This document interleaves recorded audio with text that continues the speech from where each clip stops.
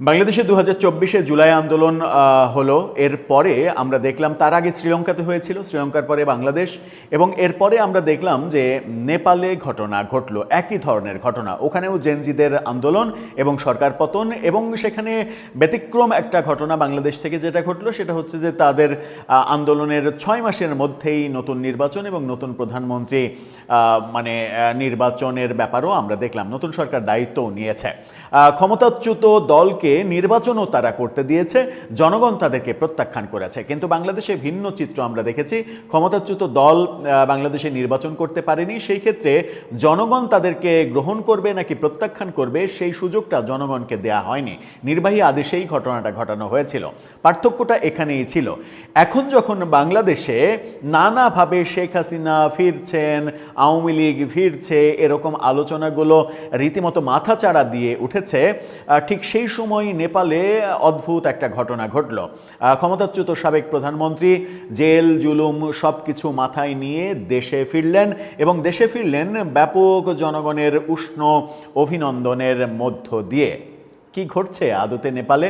নেপালে যেটা আন্দোলনের সময় ঘটেছিল সেটা কি বাংলাদেশ দ্বারা প্রভাবিত হয়েছিল? এবার যখন তাদের ক্ষমতাচ্যুত প্রধানমন্ত্রীর ফেরার ঘটনা ঘটল, সেটা কি প্রভাবিত করবে এবার আমাদেরকে? জানি না। চলুন একটু নেপালে যাই, কি হচ্ছে কি ঘটছে একটু বুঝে ওঠার চেষ্টা করি। উপমহাদেশে এই একের পর এক ঘটনা, এবং 3টি দেশে সরকার পতনের ঘটনার পরে ভারতের ককরোজ আন্দোলন একই ধারাবাহিকতায় ভাবা হচ্ছিল ব্যাপারগুলো আসলে কেন হচ্ছে।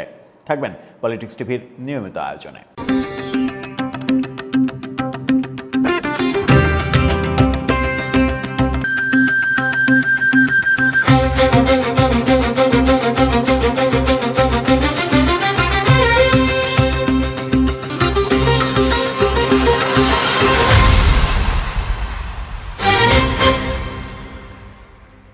দর্শক, বলছিলাম নেপালের খবর।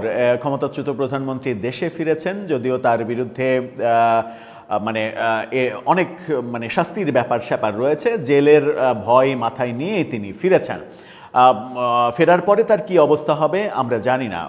ইত্তেফাকের এই শিরোনামটা দেখে নিন। তারা বলছে, গ্রেপ্তারি পরোয়ানা মাথায় নিয়েই দেশে ফিরলেন নেপালের সাবেক প্রধানমন্ত্রী, কিন্তু এখন পর্যন্ত তাকে গ্রেপ্তার করে কারাগারে নেওয়া হয়েছে কিনা সেই আপডেটটা আমরা পাইনি।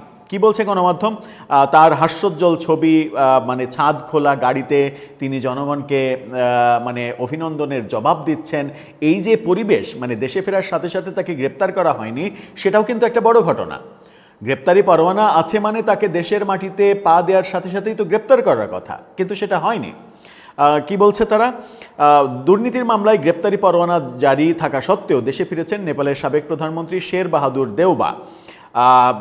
চিকিৎসার জন্য বিদেশে যাওয়ার প্রায় 6 মাস পর দেশে ফিরলেন 80 বছর বয়সী এই প্রবীণ রাজনীতিবিদ। ফরাসি বার্তা সংস্থা তারা জানাচ্ছে, এএফপি তারা জানাচ্ছে যে এই ঘটনা ঘটেছে এবং তিনি দেশে ফিরেছেন। কাঠমান্ডুর ত্রিভুবন আন্তর্জাতিক বিমানবন্দর থেকে বের হওয়ার পর সড়কের পাশে জড়ো হওয়া শত শত সমর্থককে হাত নেড়ে হাসি মুখে অভিবাদনও জানিয়েছেন তিনি। তার নিরাপত্তায় বিমানবন্দর এবং সমর্থকদের সঙ্গে আয়োজিত সমাবেশে পুলিশ মোতায়েন করা হয়েছে। অর্থাৎ ব্যাপক পুলিশ ছিল, কিন্তু তাকে গ্রেপ্তার করা হয়নি।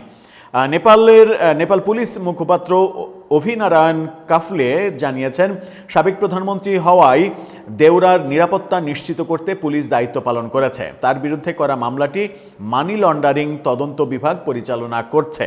অর্থ পাচারের অভিযোগে গত এপ্রিলে দেউবার বিরুদ্ধে গ্রেপ্তারি পরোয়ানা জারি করে নেপাল পুলিশ। জেনজি আন্দোলনের মধ্য দিয়ে সরকার পতনের পর নতুন প্রধানমন্ত্রী বালেন্দ্র শাহ ক্ষমতায় আসার পর দেশের অন্যতম হেভিওয়েট এই রাজনীতিবিদকে আইনের প্রক্রিয়ায় মুখোমুখি করা হয়। চলতি বছরের ফেব্রুয়ারিতে চিকিৎসার জন্য নেপাল ছাড়েন দেউবা। এরপর থেকে দেশের বাইরেই অবস্থান করছিলেন তিনি।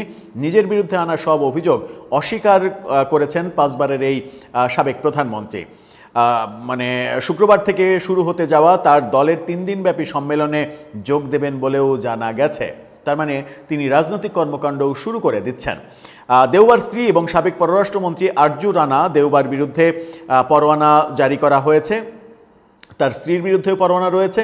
গত বছরের সেপ্টেম্বরে প্রাণঘাতী বিক্ষোভের পর অনুষ্ঠিত নির্বাচনে তরুণদের ভোটে বালেন্দ্র শাহ বিপুল জয়ের 1 মাস পর এই পরোয়ানা জারি করা হয়েছিল। ক্ষমতায় আসার পর শাহ প্রশাসন হেভিওয়েট রাজনীতিবিদদের বিরুদ্ধে কঠোর অভিযান চালাচ্ছে। 2025 সালের বিক্ষোভ দমনে সহিংসতার অভিযোগে গত মার্চে সাবেক প্রধানমন্ত্রী কেপি শর্মা ওলি ও সাবেক স্বরাষ্ট্রমন্ত্রী রমেশ লেখককেও অল্প সময়ের জন্য গ্রেপ্তার করা হয়েছিল। সামাজিক যোগাযোগ মাধ্যমে সাময়িক নিষেধাজ্ঞার প্রতিবাদে শুরু হওয়া তরুণদের নেতৃত্বাধীন এই আন্দোলন শেষ পর্যন্ত নেপালের দীর্ঘদিনের দুর্নীতি এবং অর্থনৈতিক সংকট নিয়ে জমে থাকা ক্ষোভের বহিঃপ্রকাশ ঘটিয়েছিল। এই ঘটনাগুলো আমরা কেপি শর্মা ওলি তাকে নির্বাচনে অংশগ্রহণ করতে দেখলাম, নির্বাচনে তার দল খুবই বাজেভাবে পরাজিত হলো এবং জনগণ তার দলকে প্রত্যাখ্যান করলো। সেটাই প্রকৃত গণতন্ত্র। এই আলোচনা বাংলাদেশেও হয়েছে। বাংলাদেশেও আলোচনা হয়েছে যে শেখ হাসিনা সরকার পতনের 3 মাসের মধ্যে কিংবা ম্যাক্সিমাম 6 মাসের মধ্যে যদি নির্বাচন প্রফেসর ইউনূস সরকার দিত এবং সেই নির্বাচনে আওয়ামী লীগকে যদি অংশগ্রহণ করতে দেয়া হতো, তাহলে জনগণই আওয়ামী লীগকে প্রত্যাখ্যান করত। তাতে করে নির্বাহী আদেশে আওয়ামী লীগের বিরুদ্ধে কোনো ধরনের কোনো অগণতান্ত্রিক বিষয় আদি আনতে হতো না। কিন্তু সেটা না করে প্রফেসর ইউনূসের দীর্ঘ 1.5 বছরের শাসনকালে বরং এত বেশি মবের রাজত্ব এবং অপশাসন তৈরি হয়েছিল তাদের কর্মকাণ্ডের কারণেই মূলত এই আজকে যখন 2 বছর, সেই 2 বছরে এসে আওয়ামী লীগ অনেক বেশি প্রাসঙ্গিক হয়ে দাঁড়িয়েছে। শেখ হাসিনা দেশে ফেরার কথা বলছেন এবং শেখ হাসিনা দেশে ফেরা নিয়ে ভারত, আমেরিকা, বাংলাদেশ নানা পক্ষের দৌড়ঝাঁপ চলছে এবং শোনা যাচ্ছে প্রধানমন্ত্রী এ মাসেই ভারত সফর করবেন এবং সেখানে ভারতের সঙ্গে এই ব্যাপারে একটা ফয়সালা হতে পারে। সেখানে ফয়সালা হবে প্রত্যার্পণ নাকি প্রত্যাবর্তন। এই আলোচনাগুলো যখন চলছে তখন নেপালের এই ঘটনাটাকে কি আমরা একটু কানেক্ট করতে পারি? মানে কেউ কেউ আমরা কি একটু উস্কানি অনুভব করব যে নেপালে সাবেক প্রধানমন্ত্রী ফিরেছেন, গ্রেপ্তারি পরোয়ানা থাকা সত্ত্বেও তাকে গ্রেপ্তার করা হয়নি, তাকে রাজনীতি করতে দেওয়া হচ্ছে, কালকে থেকে দলের সম্মেলনে তিনি যোগ দেবেন। এই ঘটনাগুলো নেপালে ঘটছে মানে বাংলাদেশেও ঘটবে? মানে শেখ হাসিনাও ফিরে আবার রাজনীতি করতে পারবেন এরকম ঘটনা ঘটবে? আমার মনে হয় যে সেটা অনেক বেশি কঠিন হয়ে যাবে। জানি না, রাজনীতিতে তো অনেক কিছুই সম্ভব। রাজনীতিতে কখন কোনটা ঘটে সেটা আদৌ বলা সম্ভব নয়।